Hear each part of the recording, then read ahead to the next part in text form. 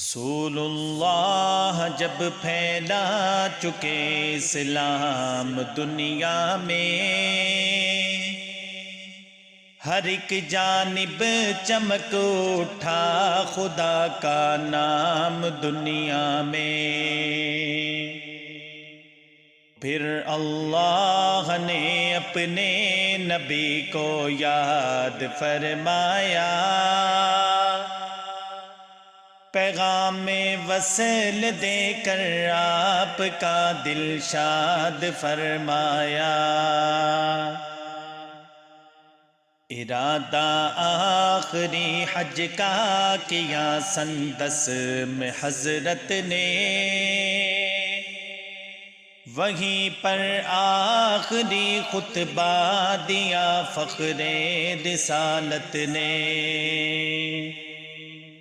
کہ میں اب جلد ہی اپنے خدا سے ملنے والا ہوں، تمہارے واسطے قرآن و سنت چھوڑ جاتا ہوں،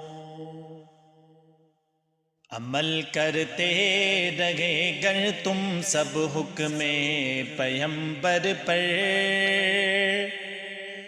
تو مجھ سے آ ملو گے آخرت میں حوض کوثر پر۔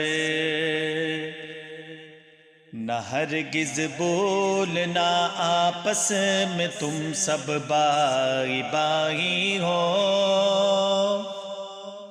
کرو وہ کام جس میں دین و دنیا کی بھلائی ہو، تمہاری عورتوں کے حق میں گر کوئی کمی آگی، تمہارے دین و مذہب کی جہاں میں ہوگی رسوائی، کہیں ایسا نہ ہو شیطان کا کچھ زور چل جائے،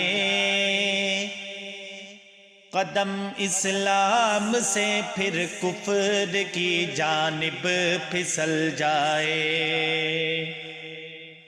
غرض جس نور سے دنیا میں ہر سمت اجالا تھا، وہ حق کا لاڈلا اپنے خدا سے ملنے والا تھا۔ مدینے واپسی پر حضرت کو بخار آیا، بخار ایسا کہ تھوڑے ہی دنوں میں بار بار آیا، حرارت بڑھ گئی جب حد سے زیادہ جسم اطہر پر،